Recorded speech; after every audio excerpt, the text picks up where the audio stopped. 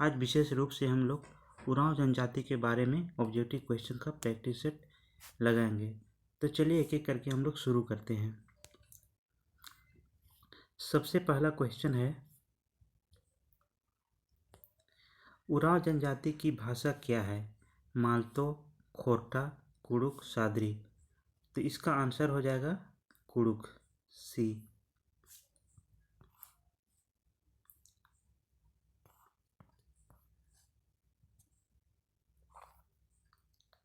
उसके बाद question number 2 है, उरांव जनजाति में युवा गृह को किस नाम से जाना जाता है? इसमें ऑप्शन दिया हुआ है घोटालू, गति ओरा, कोड़वा, धूमकुड़िया। तो दूसरा का आंसर क्या हो जाएगा? दूसरा का आंसर हो जाएगा डी, धूमकुड़िया। अगला है क्वेश्चन नंबर 3।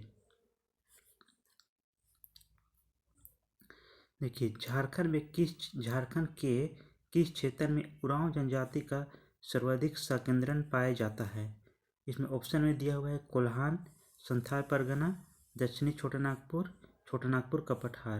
तो तीसरा का आंसर क्या हो जाएगा? तीसरा का आंसर हो जाएगा छोटा नागपुर का पठार। तो इसका आंसर हो जाएगा डी। अगला है आपका क्वेश्चन नंबर 4। ऐतिहासिक रूप से उरांव जनजाति का मूल निवास स्थान कहाँ माना जाता है? ऐतिहासिक दृष्टि से पूछ रहे हैं, किस दृष्टि से? ऐतिहासिक दृष्टि से। तो इसमें ऑप्शन में दिया हुआ है दक्कन, धारावाड़, छोटा नागपुर का पठार, छोटा नागपुर या राजस्थान। तो इसका आंसर क्या हो जाएगा? इसका आंसर हो जाएगा दक्कन। ऐतिहासिक दृष्टि से क्या, कहाँ जो उरांव जनजाति है कहाँ से आए हुए हैं? दक्षिण की ओर से। तो इसका आंसर हो जाएगा ए। क्वेश्चन नंबर 5 है, निम्न में से किस जनजाति के लिए कुड़ुक शब्द का प्रयोग किया जाता है? तो जो कुड़ुक शब्द का प्रयोग कौन सा जनजाति के लिए किया जाता है? हो, संथाल, मुंडा, उरांव। तो इसका आंसर हो जाएगा D, Oraon. Question number 6, Kurukh शब्द का शाब्दिक अर्थ क्या होता है? देवता, शिकारी, मनुष्य, प्राचीन निवासी। तो कुड़ुक शब्द का शाब्दिक अर्थ क्या होता है? इसका होता है मनुष्य। इसका आंसर हो जाएगा सी।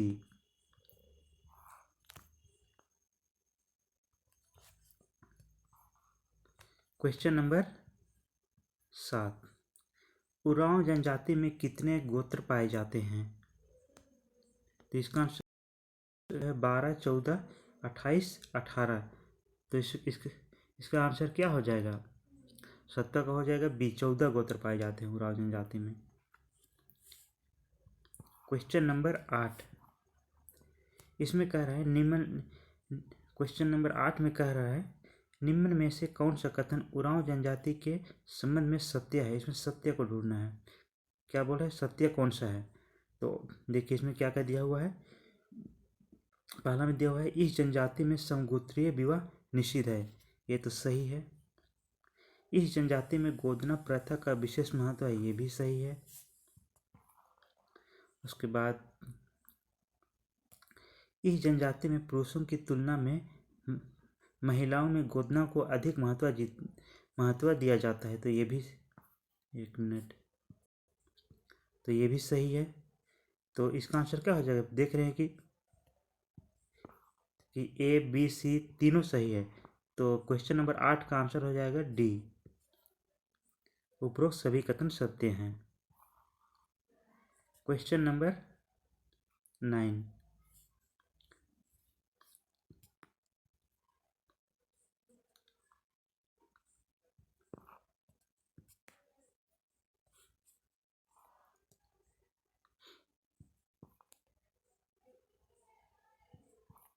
क्वेश्चन नंबर 9 में कह रहा है, उरांव जनजाति में निम्न में से कौन सा विवाह सर्वाधिक प्रचलित है?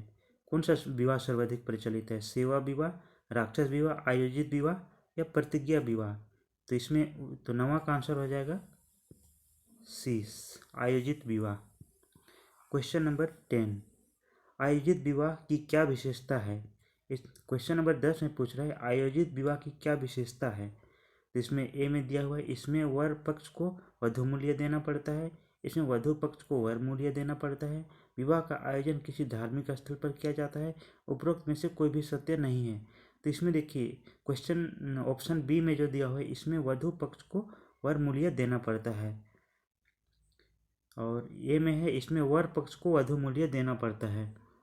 तो इसमें इसका आंसर क्या हो जाएगा? जैसे वर पक्ष जो लड़का पक्ष है, लड़का जो पक्ष होता है उसे लड़की वालों को मूल्य देना पड़ता है। क्या मूल्य देना पड़ता है? वधु मूल्य। 10वां का आंसर हो जाएगा ए। क्वेश्चन नंबर 11, उरांव जनजाति में सेवा विवाह की क्या विशेषता है? देखिए इसमें पूछ रहा है सेवा विवाह, इसकी विशेषता के बारे में पूछ रहा है। इसमें पहला दिया है वधु द्वारा विवाह से पूर्व वर के घर रहकर उसके परिवार की सेवा करनी होती है। इसमें ए में कह रहा है वधु रहती है वर के घर में, और बी में कह रहा है वर द्वारा विवाह के पूर्व वधु के घर में रहकर उसके परिवार की सेवा करनी पड़ती है। तो बी में कह रहा है कि वर जो रहता है वधु के घर में रह के उसका जो परिवार होता है उसको सेवा करता है, और सी में है उपरोक्त दोनों में से सही है, और डी उपरोक्त दोनों में से असत्य हैं। तो इसका आंसर क्या हो जाएगा?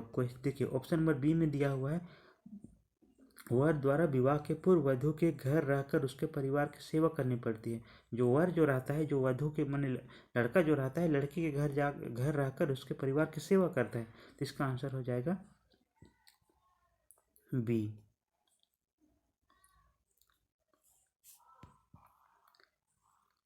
चलिए क्वेश्चन नंबर 12, इसमें कह रहा है उरांव जनजाति की सामाजिक व्यवस्था का उसके नामकरण के साथ मिलान करें। जो युवागिरी को क्या कहा जाता है? देखिए जो युवागिरी रहता है उसको क्या कहते हैं? धूमकुड़िया। नाच का मैदान को अखड़ा। उसका ग्राम पंचायत को क्या कहा जाता है? ग्राम प्रधान को महतो, और पंचायत को क्या कहा जाता है? पचोरा। तो इसका आंसर क्या हो जाएगा? देखिए का हो जाएगा 4, उसके बाद खा का हो जाएगा नाच का मैदान को, 1 मिनट, नाच का मैदान अखड़ा। नाच का मैदान क्या था? अखड़ा। उसके बाद ग्राम प्रधान को महतो, उसका 2, ठीक है। उसके बाद पंचायत को पचोरा। तो इसका आंसर हो जाएगा बी। उसके बाद है क्वेश्चन नंबर 13, उरांव जनजाति में त्योहार के समय पुरुषों द्वारा पहने जाने वाले वस्त्र को क्या कहा जाता है? जो त्योहार के अवसर पर जो पुरुष हैं जो वस्त्र पहनते हैं विशेष रूप से क्या कहा जाता है? खनरिया, सरना, केरिया, कुड़िया। तो उससे जो वस्त्र पहनते उसे क्या कहा जाता है? केरिया। क्वेश्चन नंबर 14,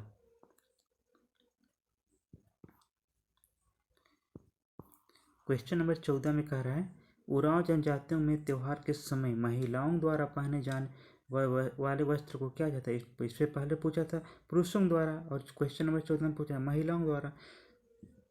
तो महिलाओं द्वारा पहने जाने वाले जो वस्त्र होता है त्योहार का अवसर पर उसे क्या कहते हैं? खनरिया। बाद है क्वेश्चन नंबर 15। क्वेश्चन नंबर 15 में कह रहा है उरांव जनजाति के संबंध में निम्न का मिलान, ये भी एक मिलान करने वाला है। देखिए जो मौसम या महीना दिया हो उसके उस महीने में कौन कौन सी गतिविधि होती है उसके मिलान करना है। जो बैसाख में क्या होती है? सुसेंद्रा होती है। तो उस मिलान सही क्या है? फागुन में फग्गु सेंद्रा, ये भी सही। वर्षा ऋतु में जेठ शिकार, ये भी सही है। तो इसका आंसर हो जाएगा ए।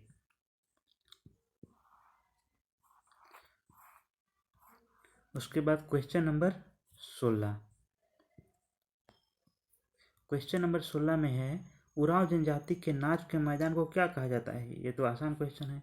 तो 16 का आंसर हो जाएगा सी, अखड़ा। 16 हो गया था। उसके बाद में क्वेश्चन नंबर 17, ठीक है। क्वेश्चन नंबर 17 में कह रहे हैं उरांव जनजाति के वर्ष का प्रारंभ कब होता है? उरांव जनजातियों में जनजातियों में वर्ष का प्रारंभ कब से होता है? धान की फसल बोने के बाद, धान की फसल काटने के बाद, चैत माह के प्रारंभ के साथ, चैत माह की समाप्ति के बाद। तो इसका आंसर क्या हो जाएगा? क्वेश्चन बी, धान की फसल कटाई के बाद। जैसे धान की फसल कटाई हो जाता है तो उसका जो जो उड़ान जनजाति में वर्ष का शुरुआत हो जाता है।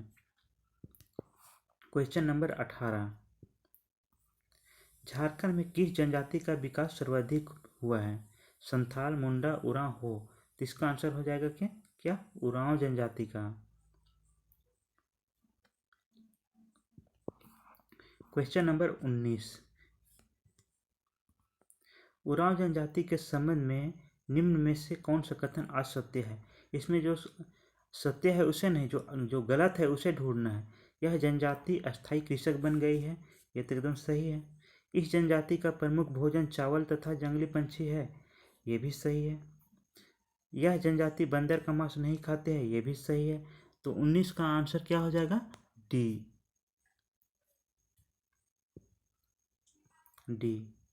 ठीक है। क्वेश्चन नंबर 20,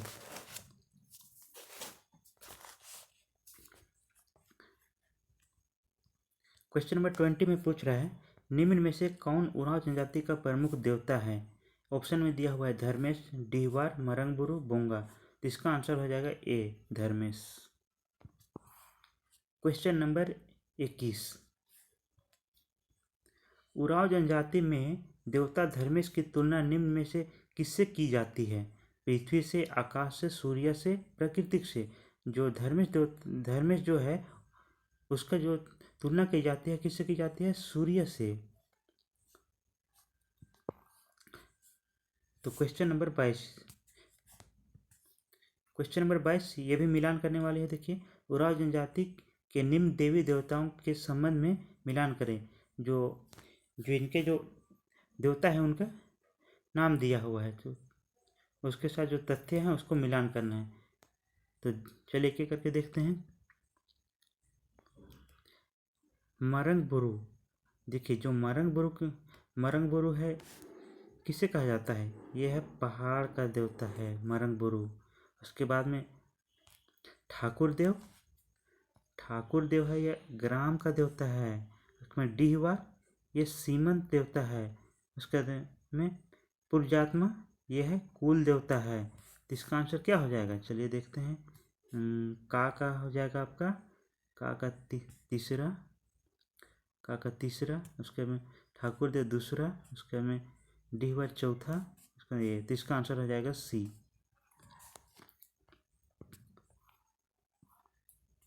कितना तक हो गया था आप? क्वेश्चन नंबर 22 तक हो गया था। ठीक है, उसका 23 इधर है, देखिए इस साइड से। ठीक है, चलिए क्वेश्चन नंबर 23 उरांव जनजाति द्वारा फसल की रोपनी के समय कौन सी पूजा की जाती है? तो कौन सी पूजा की जाती है? ऑप्शन में दिया हुआ है फसल पूजा, भेलवा पूजा, चाहू पूजा, सरना पूजा। तो कौन सी पूजा की जाती है? भेलवा पूजा की जाती है। तो इसका आंसर हो जाएगा बी। क्वेश्चन नंबर 24, उरांव जनजाति द्वारा गांव के कल्याण हेतु वर्ष में एक बार कौन सी पूजा की जाती है?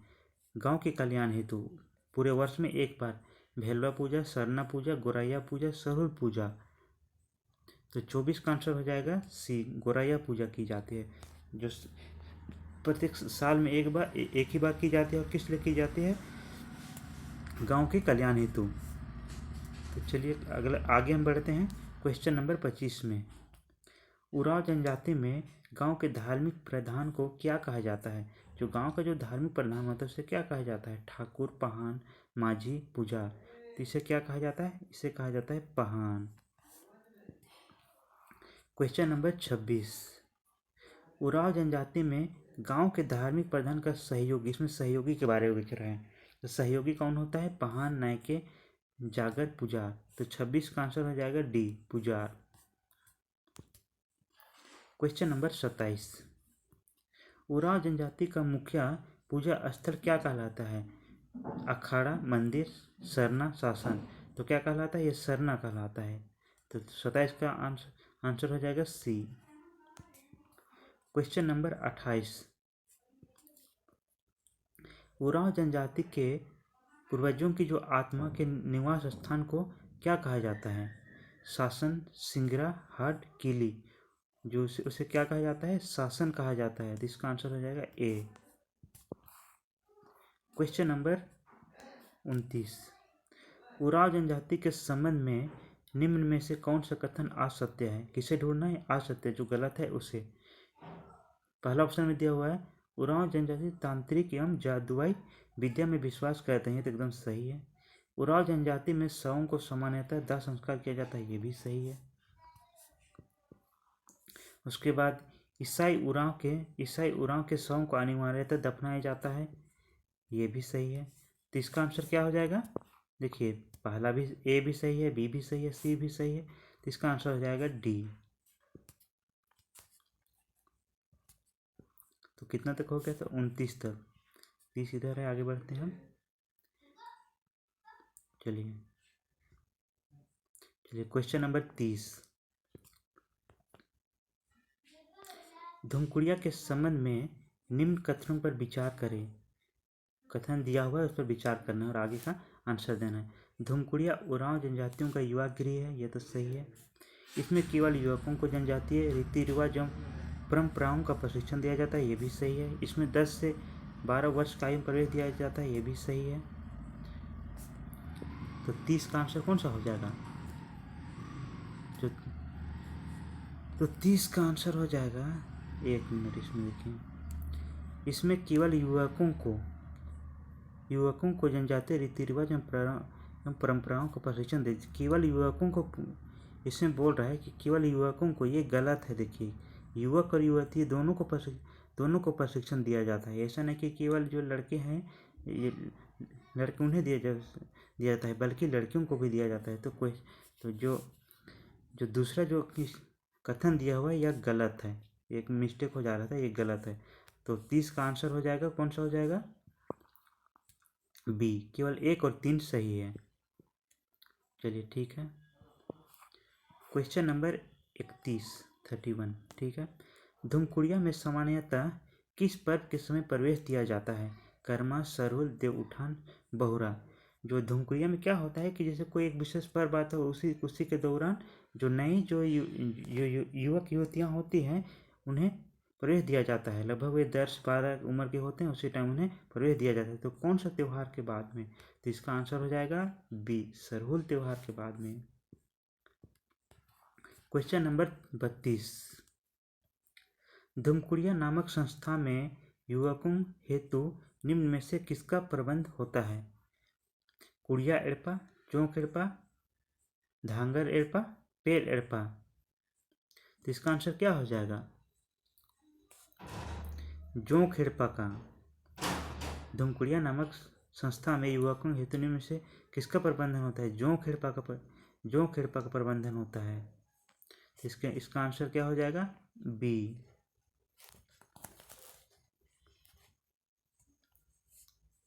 उसके बाद क्वेश्चन नंबर 33।